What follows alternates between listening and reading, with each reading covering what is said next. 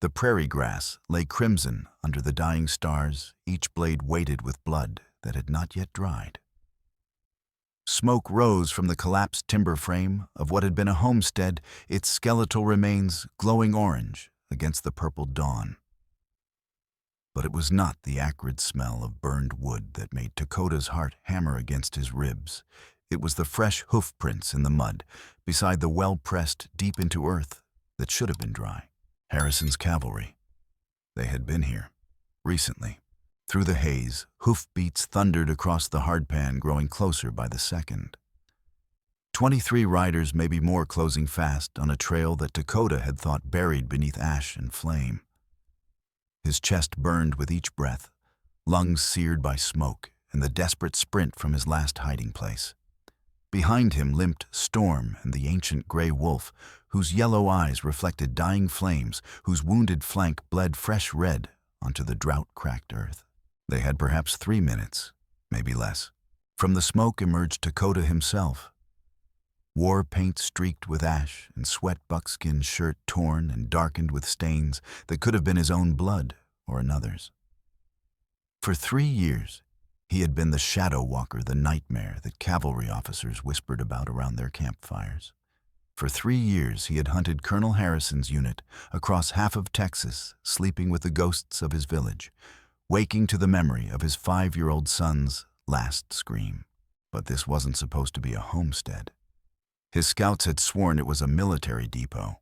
The warrior paused at the threshold of the ruins, his mind racing through impossible calculations.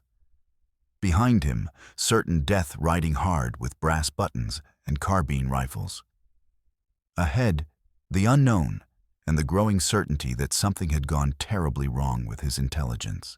Then, cutting through the crackle of embers and the thunder of approaching hooves, came a sound that stopped his breath in his chest, like a blade finding the gap in armor. An infant's cry. Not the war cry he had expected to hear in the aftermath of his raid. Not the death rattle of enemies.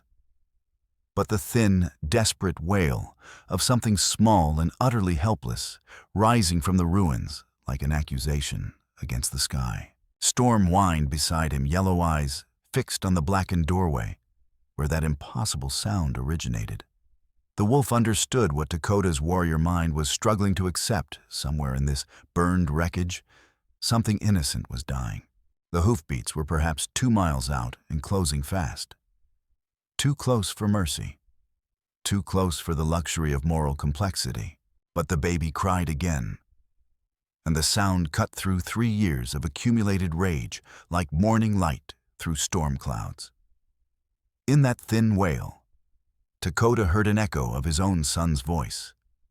Not the death scream that haunted his nightmares, but the living cry of a child who still believed the world would answer his need.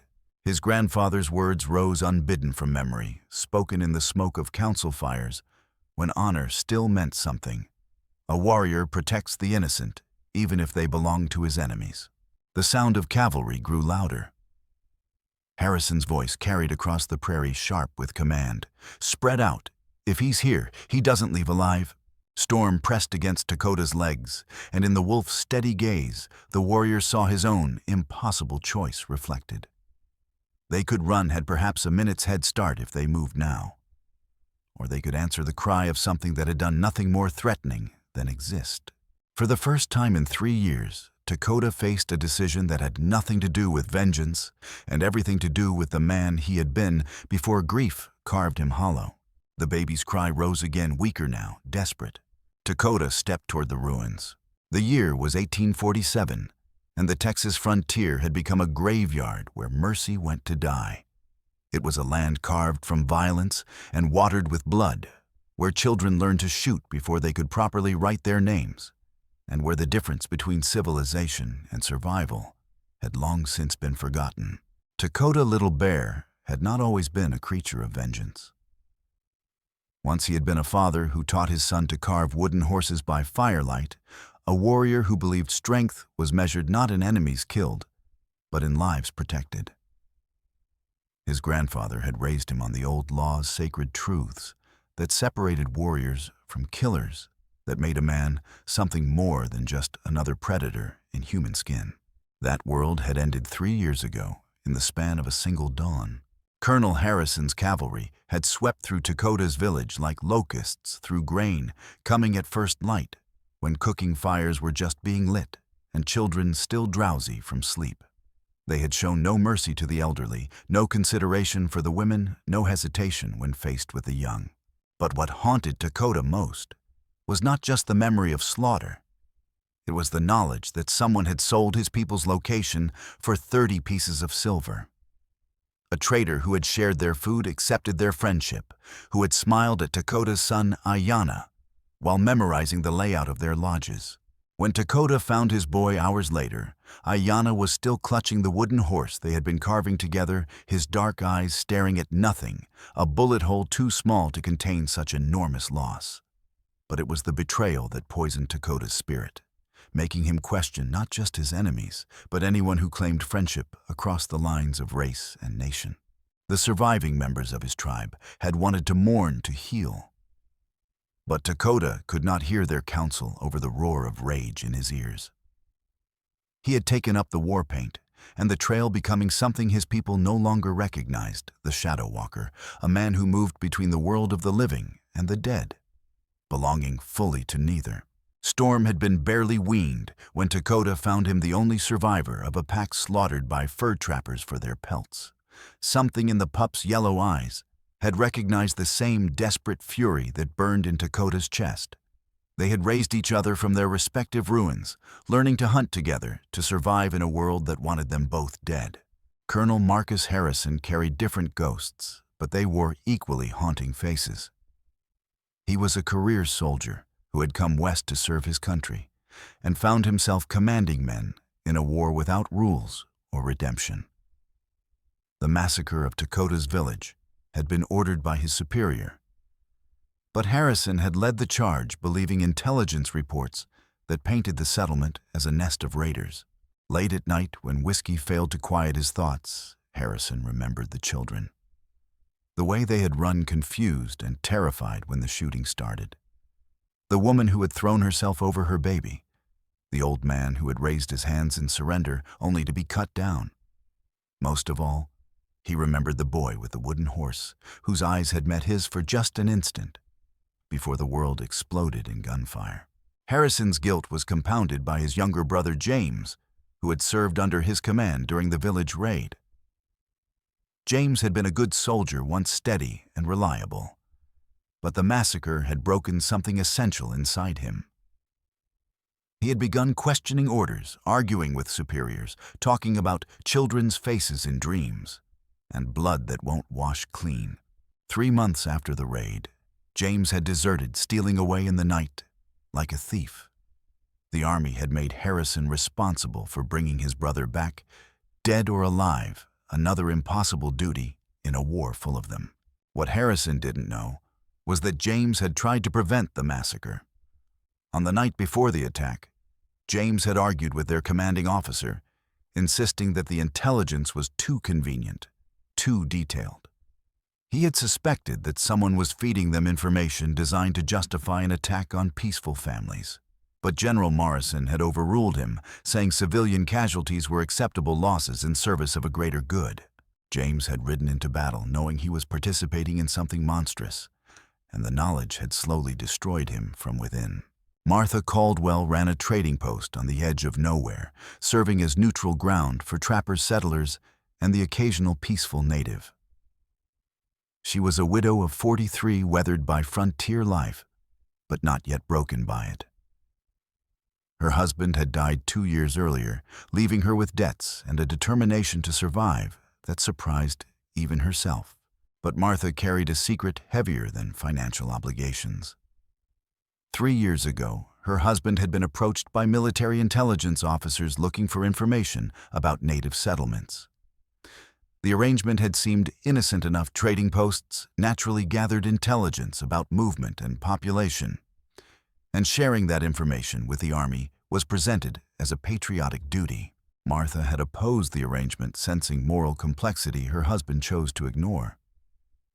But he had been desperate for money and protection, and had begun providing detailed reports about village locations, hunting patterns, and the number of warriors in various bands.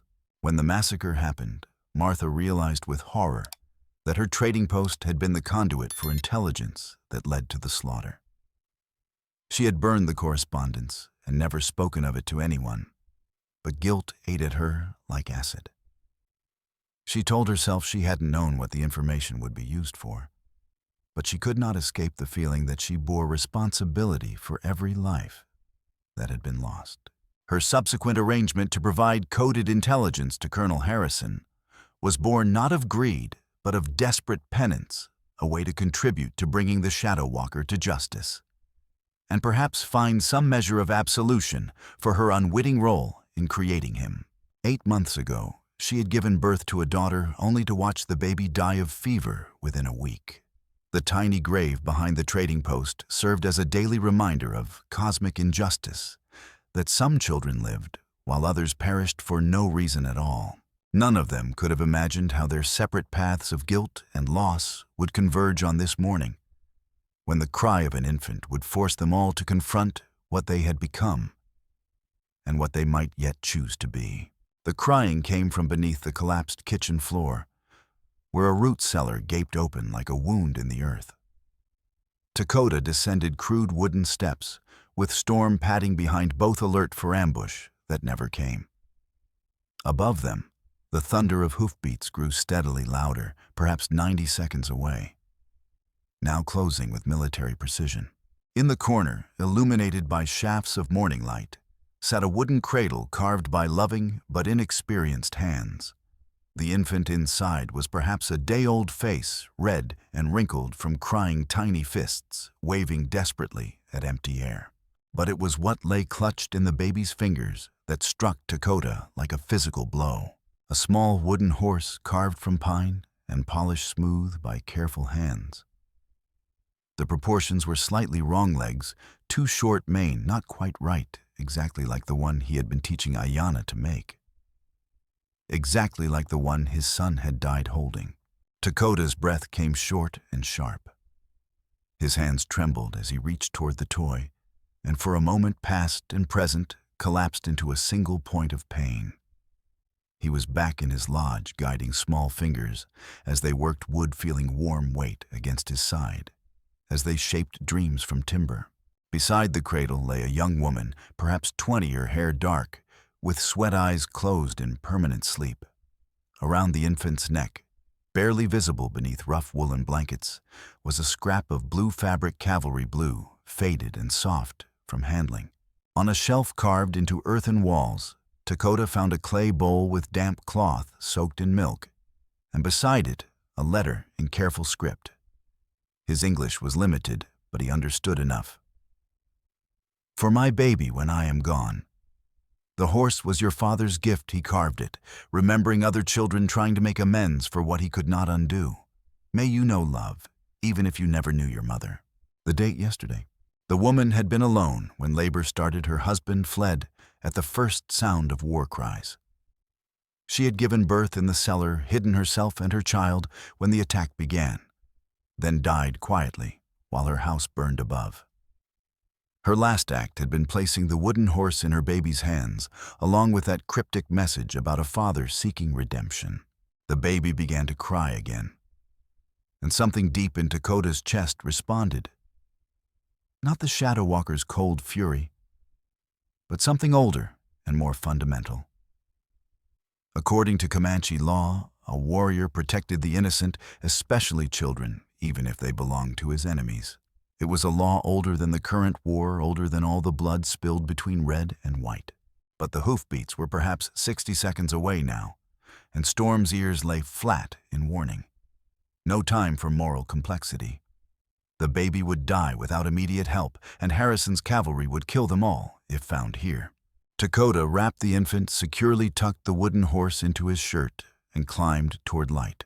Storm followed, limping from wounds that bled fresh red with each step. As they reached the surface, Harrison's voice carried clearly across prairie air. Surround the area. If he's here, he doesn't leave alive.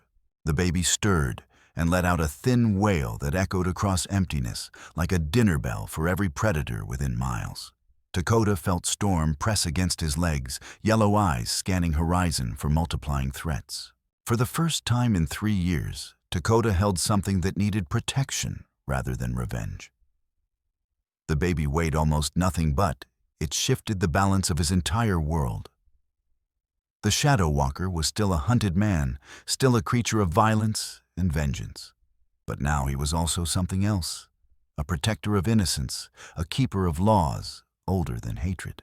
The baby made a small sound, and Takoda found himself humming a half-remembered lullaby his mother had sung. Words came back gradually in Comanche, speaking of safe travels and protective spirits and love that endured beyond death. It was a song for children. Takoda had not thought he would ever have reason to sing it again. But as cavalry drew closer and Storm limped beside him toward uncertain sanctuary, the melody seemed to calm the infant in his arms, and perhaps something in his own wounded spirit. The transformation was subtle, but fundamental.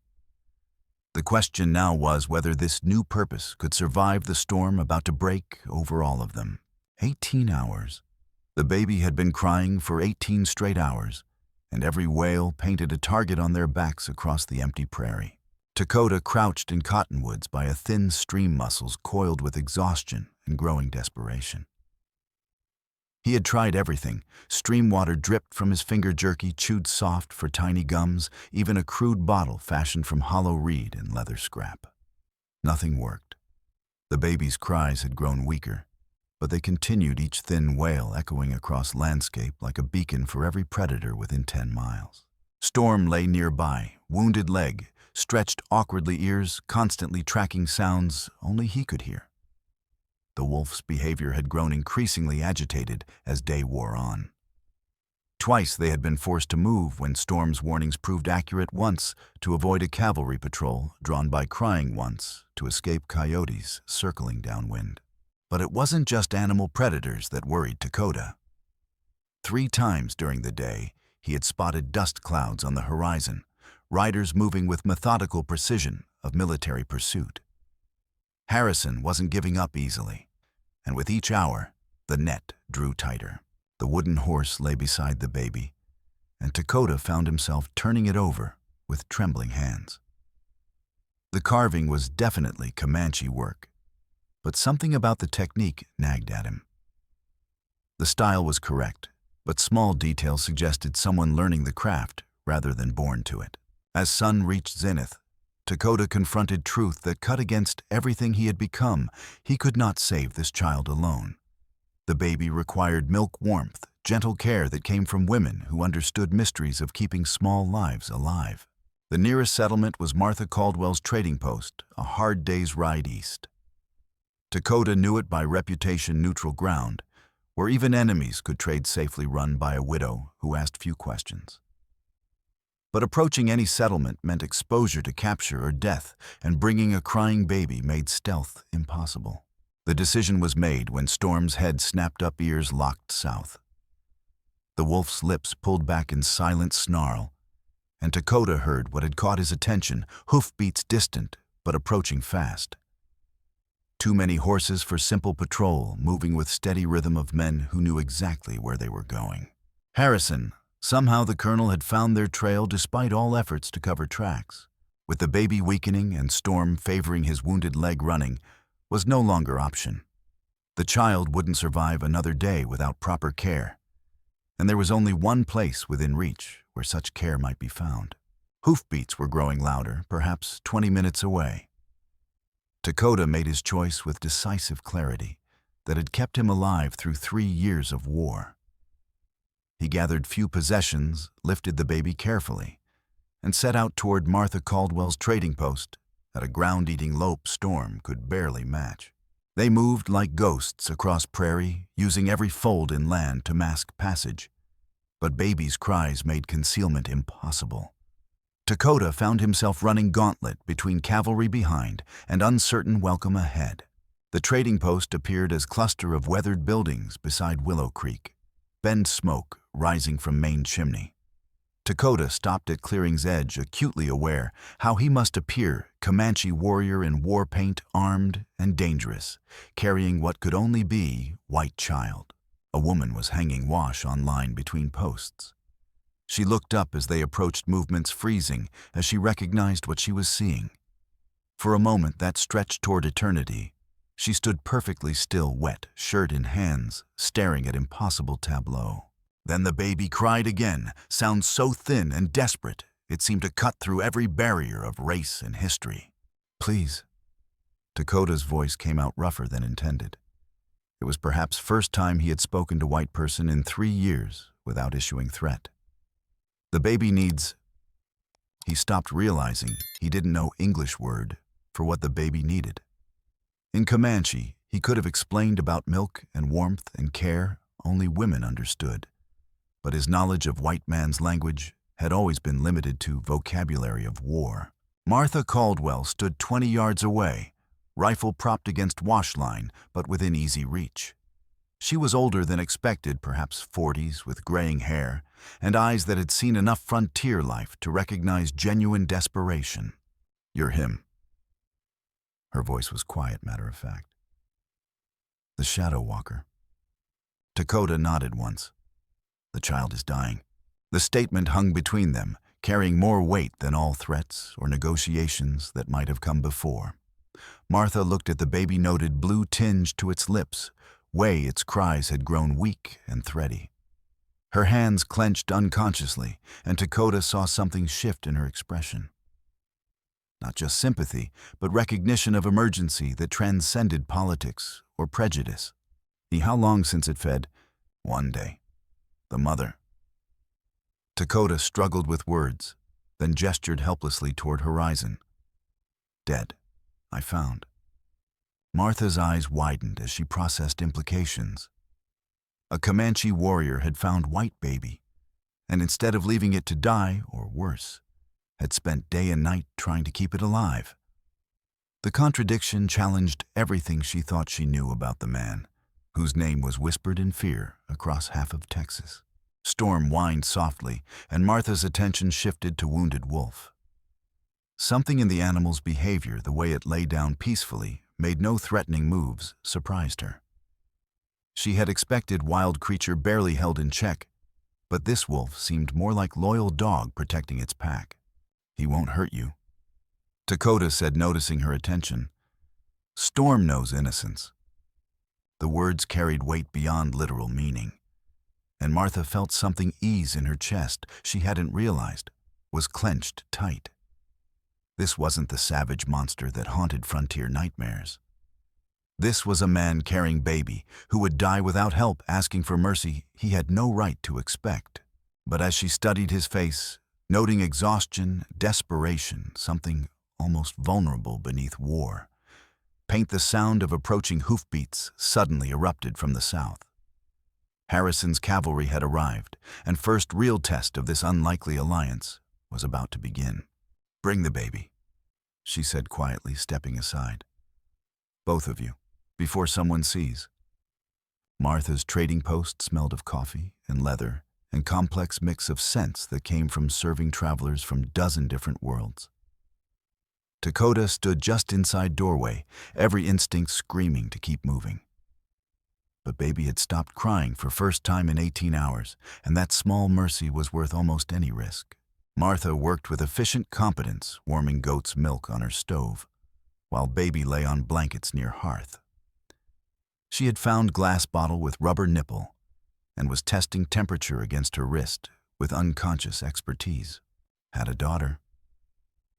Her voice was quiet, controlled. Died of fever last winter. 8 months old. The statement explained readiness, with which she had accepted baby way. Her hands moved with remembered knowledge. But Takoda heard something else, carefully controlled grief that matched his own. He watched her work, noting how she supported infant's head-angled bottle to prevent air bubbles. Baby fed eagerly, small fists, grasping glass with desperate hunger. Transformation was remarkable, from dying creature to thriving child in minutes. "What will you call him?" "Little Storm." Takoda looked toward Wolf, who had led them to safety. "For my brother, who protects him." Martha nodded, as if this made perfect sense. But mention of protection brought back reality of their situation. Somewhere out there, Colonel Harrison was tracking them with methodical patience. "You can't stay here." She echoed his thoughts. "They'll come looking." "I know, but the baby will be fine with me. I know how to care for children, and no one would suspect me of harboring." She gestured vaguely in his direction. Something in the way she said it made Takoda study her more carefully. Guilt he had sensed earlier seemed stronger now, as if conversation was forcing her to confront something she preferred to avoid. "You know, Harrison." Martha's hands stilled on baby's blanket. For a moment she looked like someone caught in lie, then her shoulders sagged in resignation. "I send him reports, coded in supply orders. Information about strangers, unusual activity." Her voice dropped to whisper. "My husband owed money when he died. Gambling debts to men who don't forgive easily. Harrison offered protection in exchange for cooperation."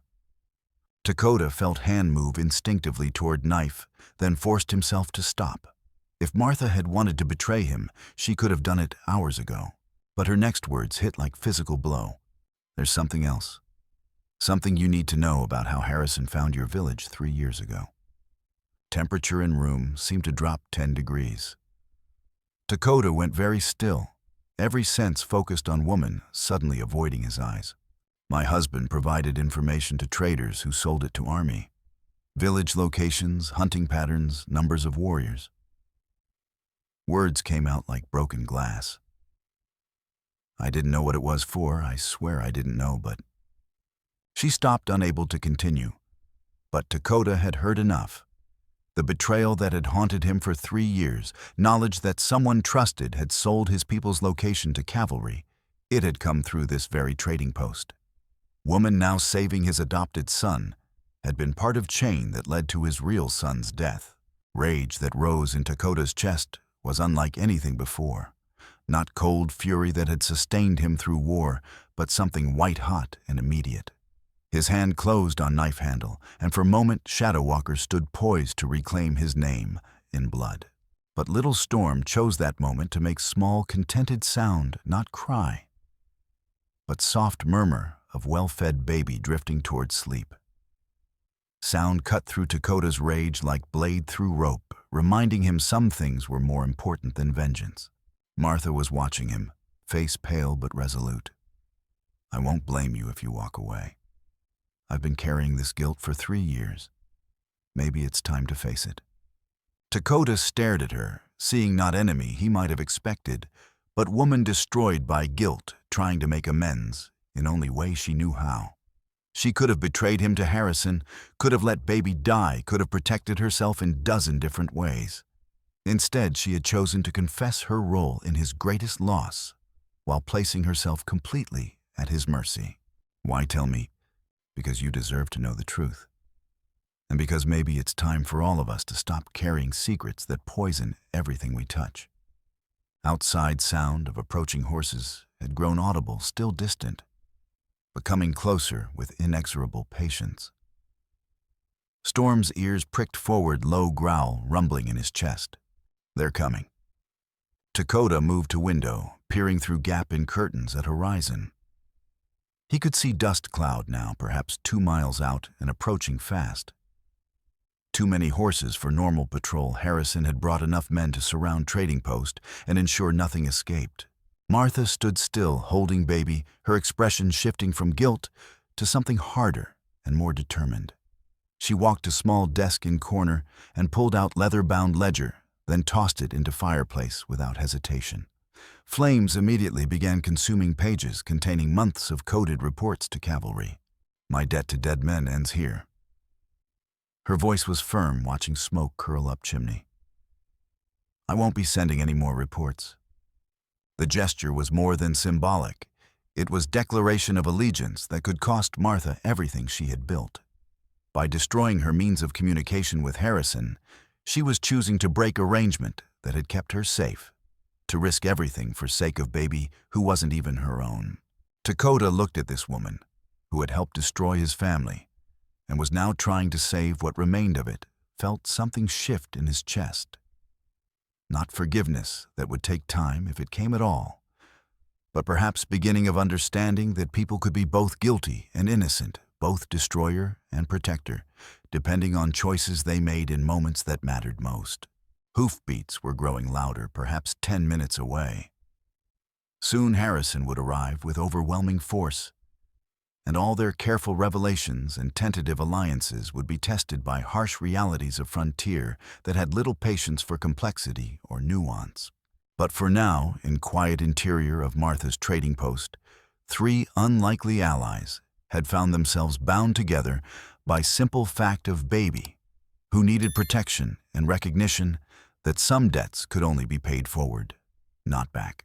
The reckoning was coming, and with it would come choices that would define not just who lived or died, but what kind of people they chose to be when everything they had built was stripped away. The cavalry arrived like storm front, rolling across prairie, 23 men in dusty blue uniforms, spreading out to encircle trading post with military precision. Colonel Marcus Harrison rode at their head-weathered face, grim beneath campaign hat brim. He was man-carved lean by frontier service and haunted by decisions that could not be undone. Harrison dismounted near main building and approached alone, hands deliberately visible and empty. "Mrs. Caldwell, I need to speak with you about unusual activity in this area." Martha moved toward the door. Little Storm, cradled in one arm, movements careful and deliberate. Takoda faded back into shadows near fireplace, weapons within reach, but not immediately threatening. "Colonel Harrison." She opened door, but didn't step outside. "What brings you out here with so many men?" Harrison's eyes swept visible interior gaze, lingering on baby in Martha's arms. Something flickered in his expression, not suspicion, but deeper recognition he was trying to suppress. "We're tracking the Shadow Walker. He attacked a homestead yesterday morning, burned it to ground. We have reason to believe he may be in this area. I heard the smoke, terrible thing, but I haven't seen any Indians around here lately." Harrison studied her for a long moment. Then his attention returned to child. "That's a young one. Yours?" The question hung like blade. Martha's hesitation was barely perceptible, but Takoda caught it. "A friend's child. She's unwell. Asked me to watch him for a few days." Harrison nodded slowly, but his hand had moved unconsciously toward sidearm. "Mind if I come inside? My men could use water, and I'd like to ask you a few more questions." Martha stepped aside, and Harrison entered. As he crossed threshold, baby began to fuss, and Colonel's attention was immediately drawn to small sound. He moved closer, expression softening despite himself. "May I?" Martha had no choice but to comply. Harrison cradled infant with surprising gentleness, and for a moment his face lost harsh lines that frontier service had etched there. That was when he saw a scrap of blue fabric tied around baby's blanket. Harrison's entire body went rigid. His fingers traced faded cloth with trembling precision, and when he looked up, his eyes held mixture of recognition and dawning horror. "Where did you get this, baby?" "This cloth." Harrison continued, voice barely audible. "It's from cavalry uniform. Specifically, it's from jacket I gave my brother James when he was promoted to sergeant." The revelation hit room like physical blow. Martha's face went pale, and Takoda felt weight of another piece falling into place in puzzle he was only beginning to understand. "James deserted 3 months ago." Harrison said, voice growing stronger, but carrying note of desperate hope. "He ran after massacre of Comanche village.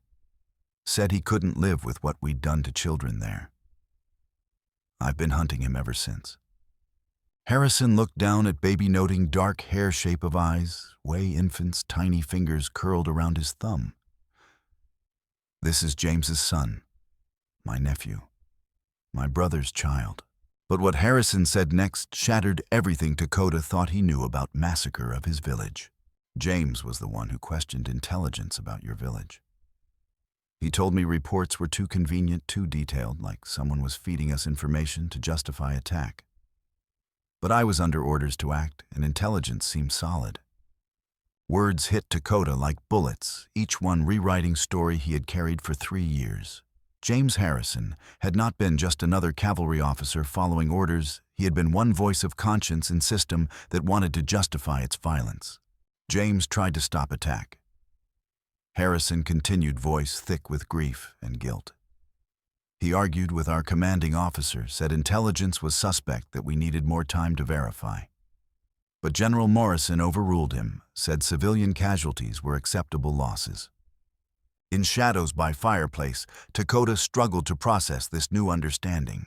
For 3 years, he had carried image of James Harrison as another faceless killer, another enemy to be hunted down.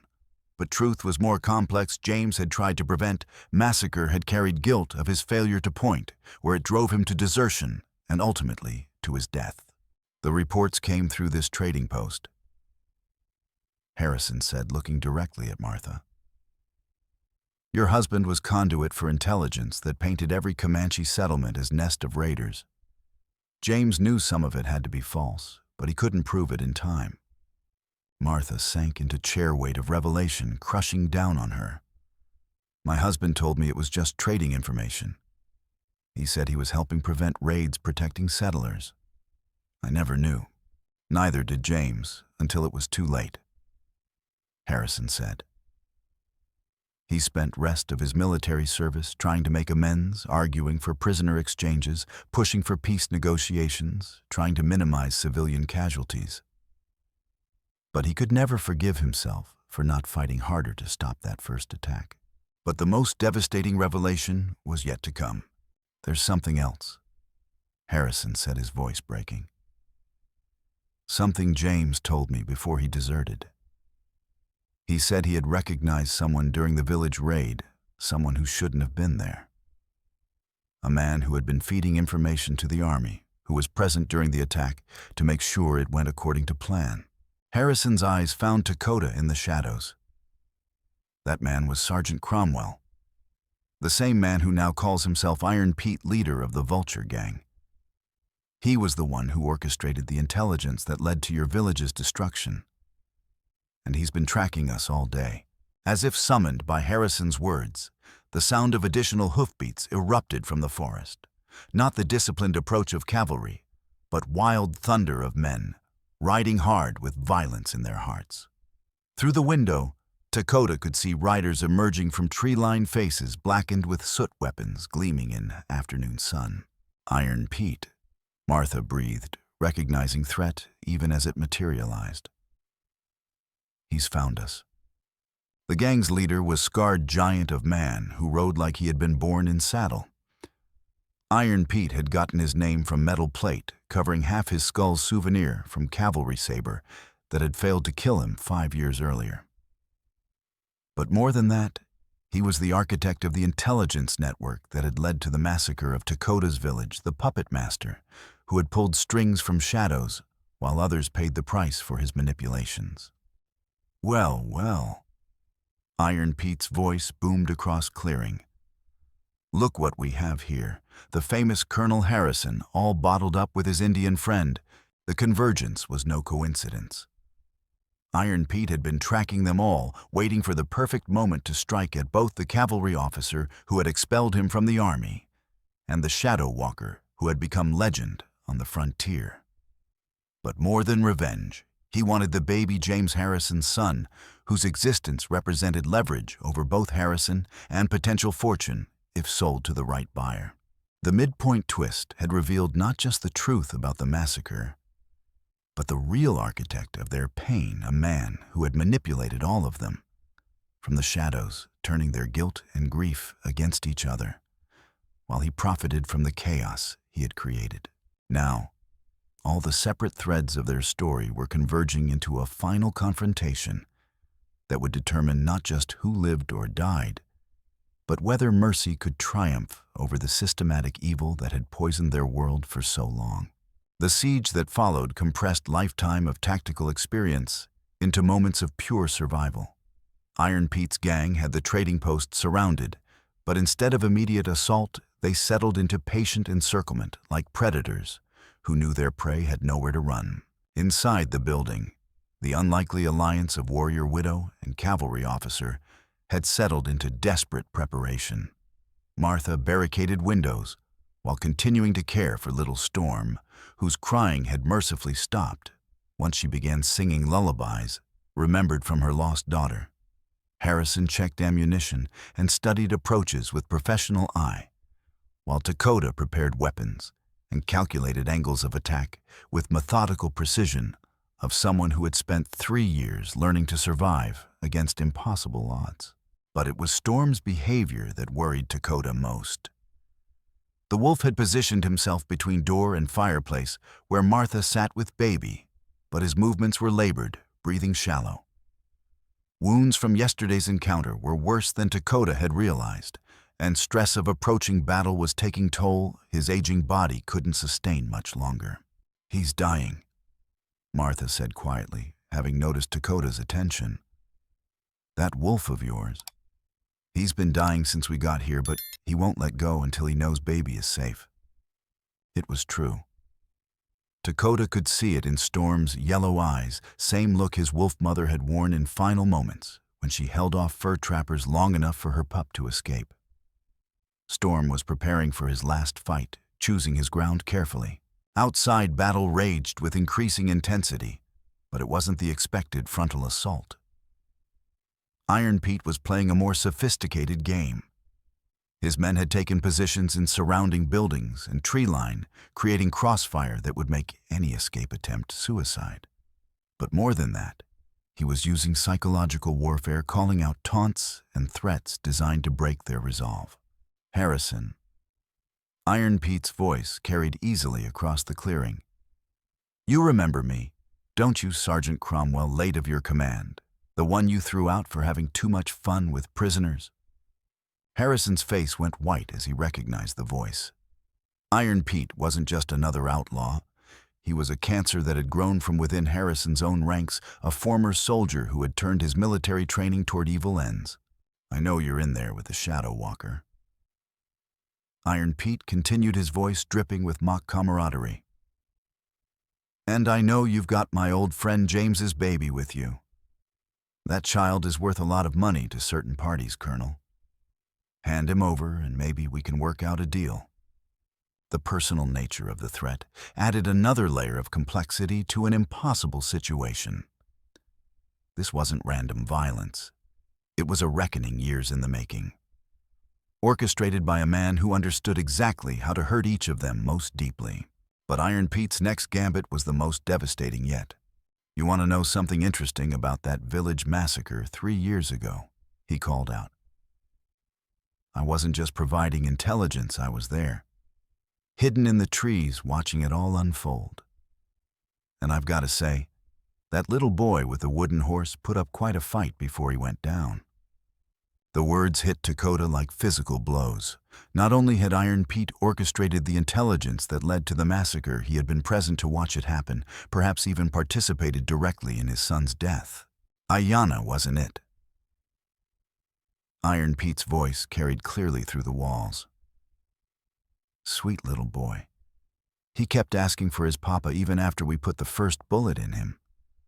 Took 3 shots to finish the job. Kid was tougher than he looked."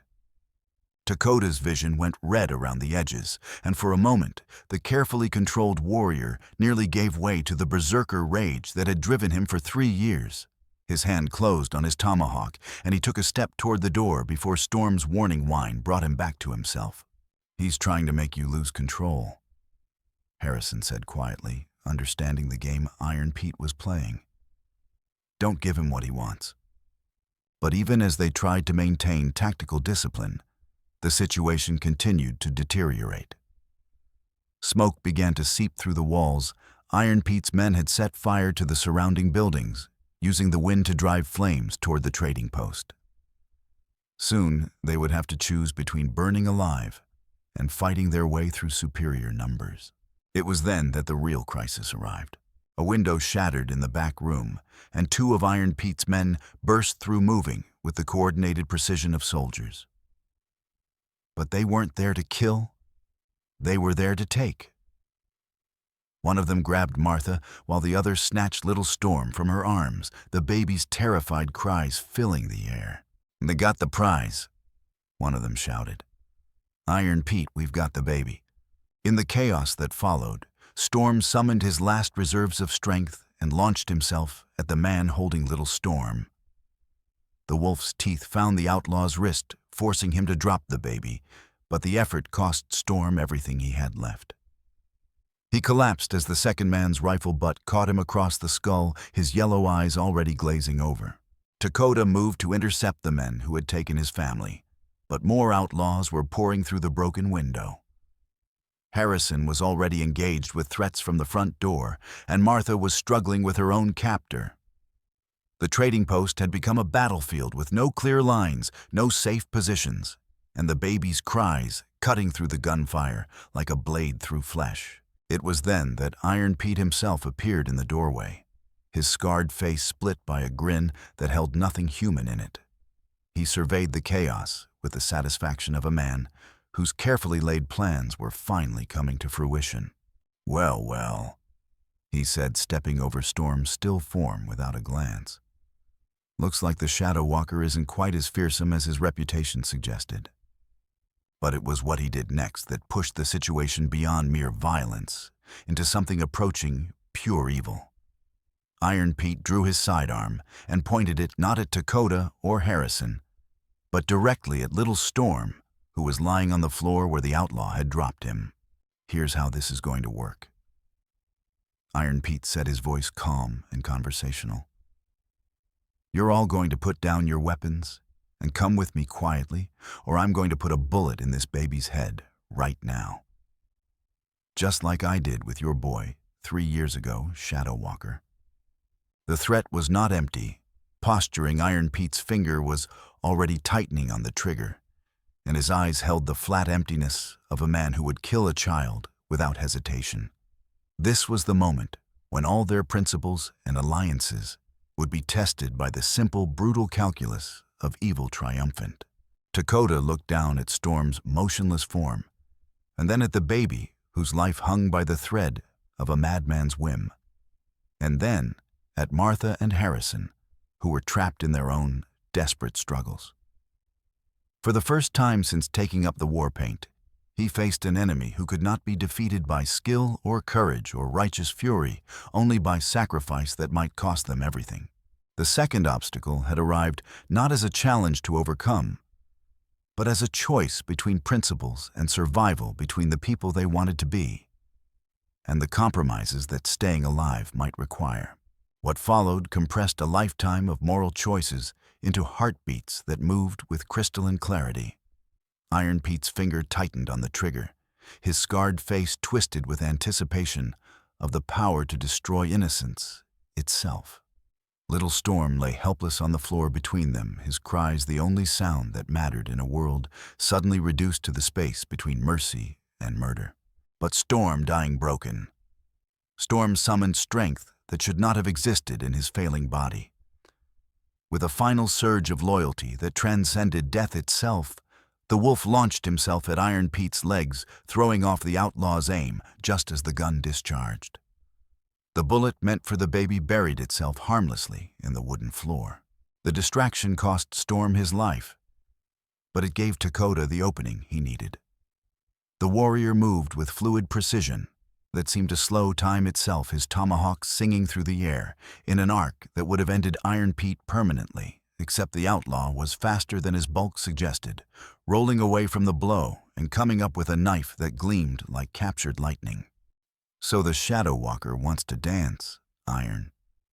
And Pete snarled, his scarred face twisted with rage at being denied his kill. "I've been hearing stories about you for 3 years. Let's see if they're true." But even as they fought, the larger battle was reaching its climax around them. The trading post was fully engulfed in flames, now smoke filling the interior and making breathing difficult. Harrison had managed to break free from his attackers and was fighting his way toward his nephew, while Martha struggled against the man who had seized her. The fire spread with terrifying speed, fed by dry wood and prairie wind. Within minutes, it became clear that everyone inside would have to evacuate or die. But Iron Pete had positioned his remaining men to control every exit. They were trapped between flames and bullets, with the baby's life hanging in the balance. It was then that Iron Pete revealed his final gambit. "You know what's beautiful about this?" He gasped between knife thrusts, pressing his attack on Takoda with increasing desperation. "Even if you kill me, you still lose. My men have orders to burn this place to the ground with everyone inside if anything happens to me. The baby dies either way." But Iron Pete had underestimated the bonds that had formed between the unlikely allies trapped in his snare. As the flames grew higher and the smoke thicker, Martha made a choice that defined everything she had become. Breaking free from her captor, she didn't flee toward safety. She dove toward Little Storm, covering the baby with her own body as burning timber began to fall around them. "Take him," she shouted to Takoda, even as flames licked at her dress. "Save him." Harrison, seeing his nephew in mortal danger, abandoned his own tactical position and charged toward the fireplace where Martha sheltered the baby. An outlaw's bullet took him in the shoulder, spinning him around. But he kept moving with the dogged determination of a man who had finally found something worth dying for. The convergence of sacrifice Martha, shielding the baby Harrison wounded, but still fighting Storm's life already given, created a moment of clarity that cut through Takoda's 3 years of accumulated rage. This wasn't about vengeance anymore. This was about choosing what kind of man he would be in the moments that mattered most. Instead of pressing his attack on Iron Pete, Takoda did something that shocked everyone in the room, including himself. He threw his tomahawk aside and dove toward the infant, adding his own body to the shield that Martha and Harrison were trying to create around Little Storm. "You're all fools," Iron Pete screamed, advancing with his knife raised. "You'll all burn for nothing." But his words were lost in the crash of falling timber as the roof began to collapse. The main beam weakened by fire, and the morning's earlier damage gave way with a sound like thunder. Iron Pete looked up in alarm, momentarily distracted by the falling debris, and that moment of inattention proved fatal. Colonel Harrison, wounded but not defeated, had managed to reach his service revolver. His shot took Iron Pete's center mass, the impact driving the outlaw backward into the flames that were consuming the far wall. Iron Pete's scream was lost in the roar of the fire, and with it died the architect of so much pain and manipulation. But the victory came at a cost that threatened to negate everything they had fought for. The building was collapsing around them, flames blocking every exit, and Little Storm was trapped beneath timber that was too heavy for any of them to lift alone. "Leave me." Takoda gasped, pinned under a burning beam that had caught him across the back. "Take the baby and go." "Like hell." Harrison snarled, already working to lift the timber despite his wounded shoulder. "Martha, help me with this." Together, the colonel and the widow managed to lever the burning beam just enough for Takoda to crawl free. He was injured, his back was seared and bleeding, but he was alive, and more importantly, so was Little Storm. They staggered toward the only exit, still partially clear, supporting each other through smoke and flame. The baby's cries, now a sound of hope rather than despair. As they burst through the doorway into the prairie air, Harrison's surviving men were already moving to secure the area and tend to the wounded. But Storm would not be among those saved. The old wolf lay where he had fallen, his sacrifice complete, his yellow eyes reflecting the flames one last time before the light in them faded forever. He had kept his pack safe, had protected the innocent until his last breath, and in doing so had given them all a chance at redemption. The climax had arrived not with the triumph of one side over another, but with the recognition that some victories could only be won through sacrifice, and that the greatest strength lay not in the ability to destroy one's enemies, but in the willingness to protect what mattered most, even at the cost of everything else. Dawn broke gray and quiet over the smoldering remains of Martha's trading post, revealing the full cost of the night's violence. The main building was a blackened ruin, but the outbuildings had been saved, and the threat that had driven them all to this point was finally ended. 7 of Harrison's men lay dead, along with most of Iron Pete's gang, and Storm, whose body Takoda had wrapped in a Comanche burial blanket, found among Martha's surviving trade goods. Colonel Harrison sat on what remained of the porch steps, his left arm in a makeshift sling, cradling little Storm with his good hand. The baby was remarkably unharmed, gurgling contentedly, as if the violence of the previous night had been nothing more than a particularly intense dream. His nephew's resilience amazed Harrison, but it also reminded him of the strength his brother James might have possessed if he had been able to overcome his own demons. Martha moved through the wreckage with practical efficiency, cataloging what could be salvaged and what would need to be replaced. Her dress was singed and her hands were bandaged, but her spirit seemed stronger than it had in years. The weight of her secret guilt had been lifted, replaced by a sense of purpose that came from choosing to do right when it mattered most. "He looks like James," Harrison said quietly, studying the baby's face. "Same stubborn chin, same way of looking at the world, like he's already decided what he thinks about it." Takoda nodded, having seen the resemblance himself. He was cleaning and dressing wounds that would leave scars to match the ones he already carried, but these new marks felt different, earned in protection rather than revenge, badges of honor rather than shame. "What will you do now?" Martha asked as she applied salve to the burns on his back. Her voice was carefully neutral, but underneath the practical tone was a deeper question about forgiveness and the possibility of starting over. Takoda considered this, realizing that for the first time in 3 years, he could not answer immediately. His quest for vengeance was over-ended, not through victory, but through the choice to abandon it in favor of something more important. Storm was dead. The baby was safe, and the future stretched ahead like unmarked territory. "I do not know," he admitted. "For 3 years I have been the Shadow Walker. But that man died last night with my brother Storm. I must learn to be someone else." Through the rubble where the door had been, they could hear Harrison giving quiet orders to his men, arrangements for burial of the dead, reports that would have to be filed, explanations that would somehow make sense of what had transpired here. But his voice carried a new tone, something that spoke of a man who had learned the difference between following orders and doing what was right. Sergeant Morrison approached with the careful deference of a soldier delivering complicated news. "Colonel, we've accounted for all casualties. Iron Pete is confirmed dead, along with most of his gang. The survivors scattered when the fighting turned against them."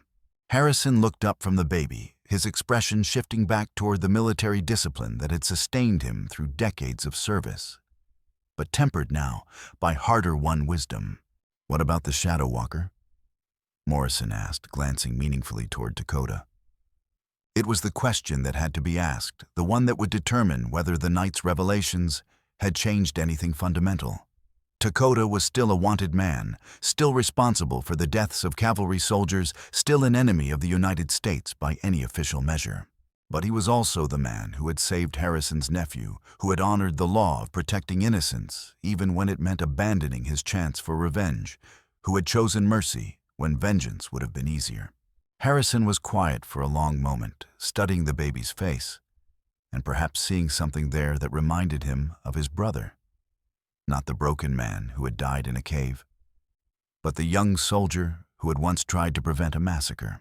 "Sergeant Morrison," Harrison said finally, "make note in your report that we tracked the Shadow Walker to this location, but lost his trail in the chaos of the outlaw attack.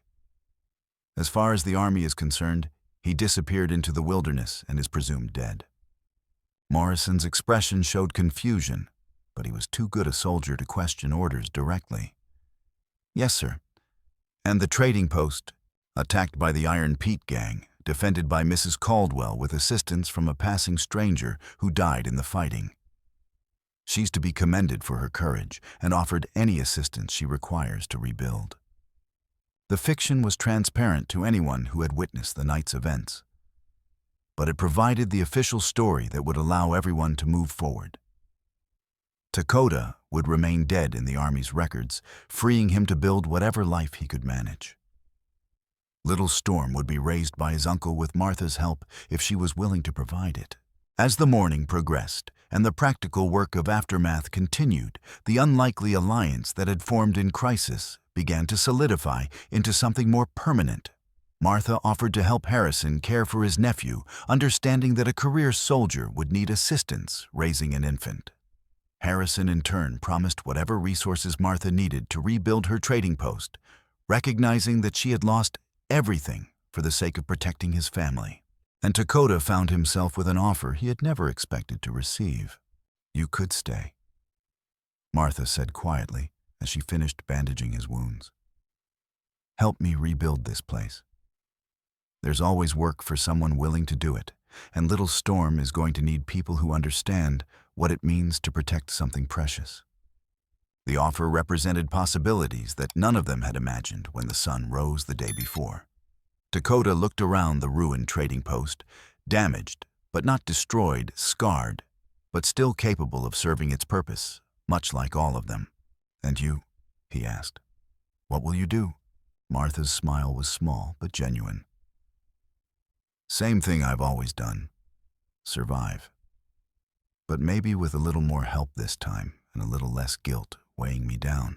The falling action had revealed the true cost of their choices, not just in lives lost or buildings burned, but in the recognition that healing was possible for wounds that had seemed permanent. Storm's sacrifice had not been in vain. James Harrison's guilt could be transformed into purpose, and the cycle of vengeance could end not with victory, but with the simple decision to choose differently.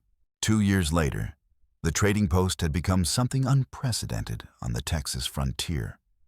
A genuine neutral ground where Comanche and settler cavalry and civilian Mexican and Anglo could meet for trade and negotiation without the immediate expectation of violence.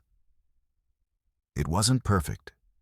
Tensions still flared, old hatreds died hard, and more than one meeting had ended with harsh words and hands-on weapons. But it was progress of a sort that would have seemed impossible during the worst days of the frontier wars. The new buildings were stronger than the old ones, built with lessons learned from fire and siege. Martha had insisted on stone foundations and metal roofing, while Takoda had contributed knowledge of defensive architecture learned during his years as both hunter and hunted.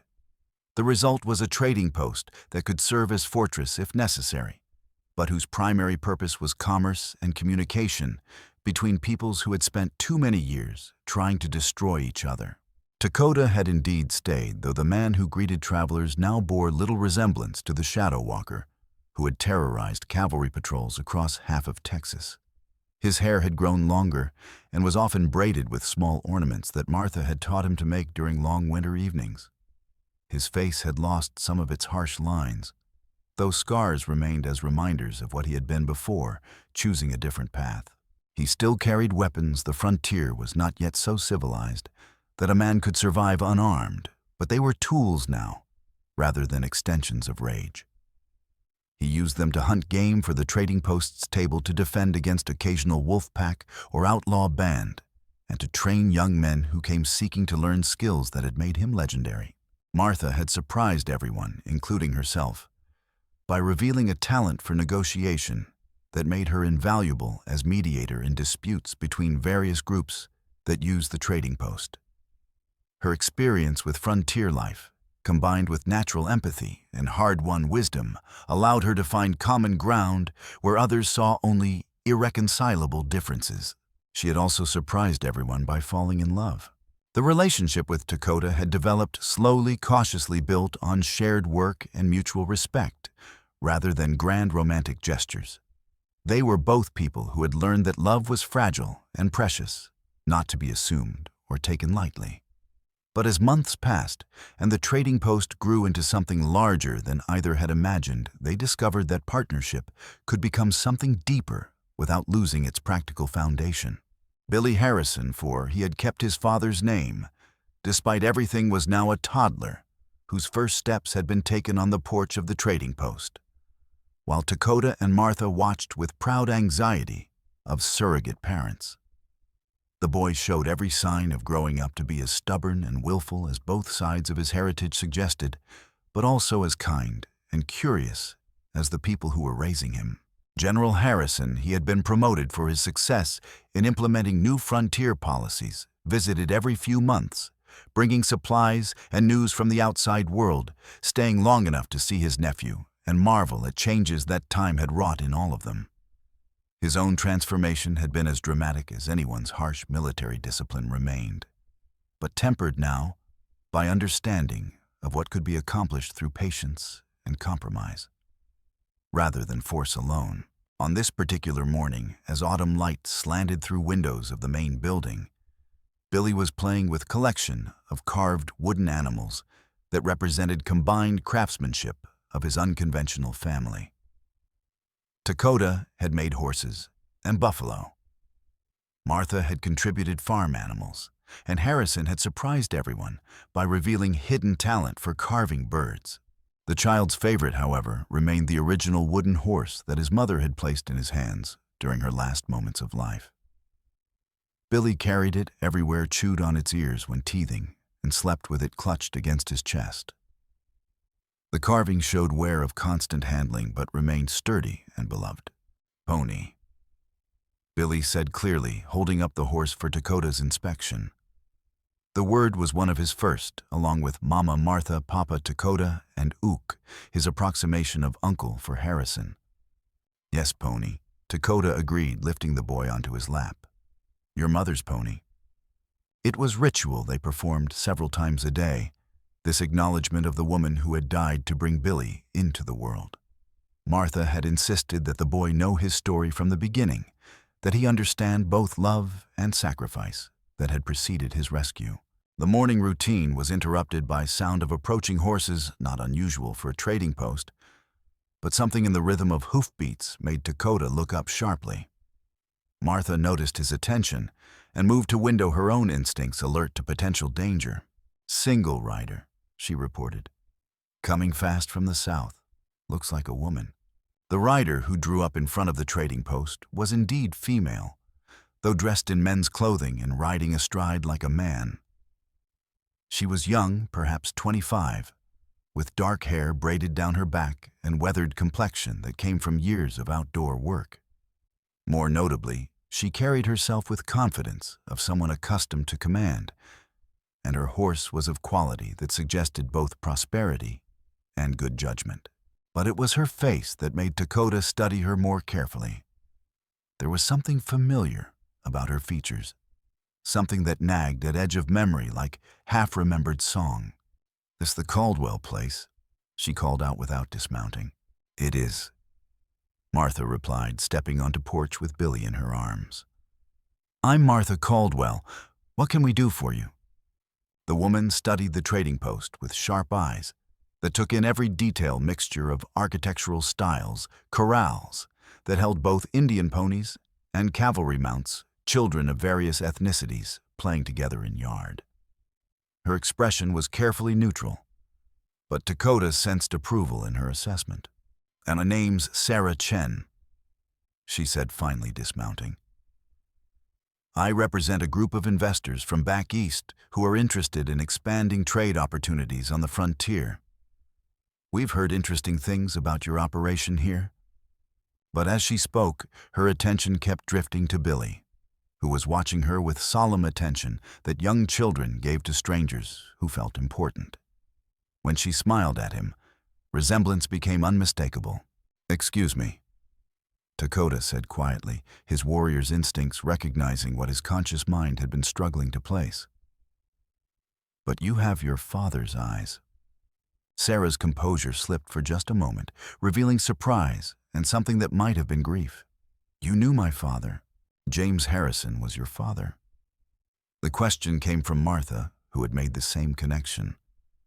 Sarah nodded slowly, carefully maintained professional demeanor cracking to reveal emotion beneath.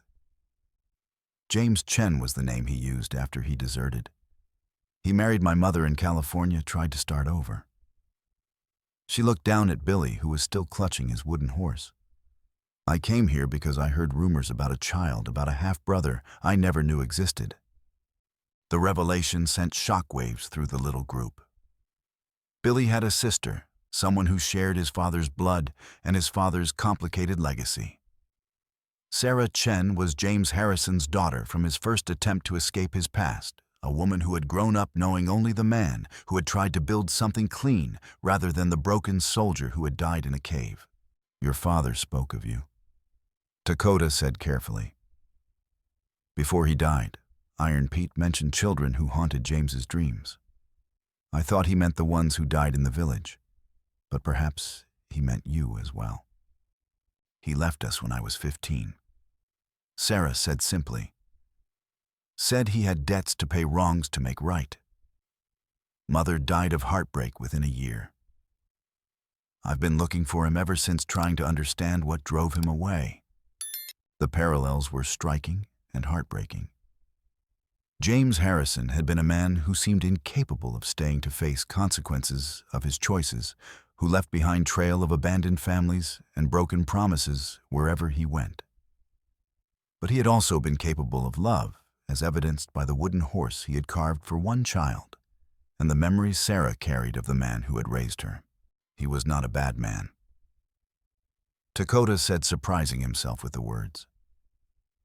He was a weak man, and weakness can be more destructive than evil. But he loved his children, even if he did not know how to protect them. Sarah knelt in front of Billy, who was watching her with curious eyes. "Hello, little brother," she said softly. "I'm Sarah. I came a very long way to meet you." Billy considered this information gravely, then held out his wooden horse for her inspection. "Pony," he announced with solemnity of child sharing his most treasured possession. Sarah took the carving, carefully recognizing the style immediately. "Papa made this," she said, voice thick with emotion. "He used to make toys like this for me when I was little. Said it was something he learned from people he'd wronged, that maybe making beautiful things could balance out some of the ugly things he'd done." The recognition created instant bond between siblings, bridging gap of years and distance, and different mothers with simple shared memory of father who had at least tried to show love, even when he could not manage much else. As the day progressed and Sarah's story unfolded, it became clear that her arrival represented more than just family reunion. She was indeed an investor representing Chinese-American business interests, looking to establish trade routes that bypass traditional power structures of frontier economy. Her proposal to expand the trading post network was genuine, backed by real money and serious planning. But more than that, she was Billy's family blood relative, who could provide him with stories and memories of the father he would never know. Her presence completed something that had been missing from their unconventional household, adding final piece to puzzle that none of them had realized was incomplete. That evening, as they gathered around rebuilt fireplace for their usual family dinner, the group had grown by one. Sarah fit into their routines with surprising ease, sharing stories of her father's better moments and listening with genuine interest to tale of how Billy had come to be raised by a Comanche warrior and frontier widow. "He would have been proud," she said finally, watching Billy play with his toys while Takoda and Martha cleaned up from dinner. "Papa always said his greatest regret was not being strong enough to protect the people he loved. But you did that for him. You saved his son when he couldn't." But the evening's peace was interrupted by one final test, a reminder that the frontier was still a dangerous place, where the past had a way of catching up with even those who thought they had escaped it. A lone rider approached the trading post just as the sun was setting, his horse lathered and breathing hard from a long ride. He was young, perhaps 22, with the lean build and watchful eyes of someone who had learned to survive by his wits and his gun. Most telling of all, he wore a battered cavalry jacket with sergeant's stripes that had been torn off, leaving faded marks where they had once been. "And the name's Tom Cromwell," he called out, not dismounting. "I'm looking for the man who killed my brother." The surname hit them all like cold water. Cromwell, Iron Pete's real name, the identity he had carried before becoming leader of the Vulture Gang. This young man was family to the architect of so much pain and death. Takoda stepped onto the porch, his hand resting casually on his knife handle. After 2 years of peace, the prospect of violence felt strange, almost foreign. But the skills remained, and the willingness to use them if necessary. Your brother is dead, Takoda said simply. He died in the fire when this place burned. Tom Cromwell's eyes were hard-filled with the same rage that had once driven Takoda himself. Pete was all the family I had left. You took that away from me. Your brother killed children. Takoda replied, his voice steady, but not unsympathetic. He orchestrated the massacre of innocents for money and power. He would have killed this baby if we had not stopped him. He gestured toward Billy, who was peering around Martha's skirts with the wide-eyed curiosity of a child watching adult drama unfold. Tom's gaze followed the gesture, and for a moment, something flickered in his expression, not softening exactly, but perhaps recognition that the situation was more complex than simple revenge. Pete told me stories. Tom said, his voice less certain than before. Said you were a savage, a killer who murdered soldiers for sport. I was, Takoda admitted. For 3 years, I was exactly what your brother said. But that man died, and I chose to become something else. Your brother could have made the same choice, but he preferred to profit from pain. Martha stepped forward, still holding Billy, her presence adding weight to Takoda's words. Your brother destroyed families, Tom. But this family, this strange, impossible family, was built from the pieces he left behind. You can choose to continue his work of destruction, or you can choose to be part of something that builds instead of tears down.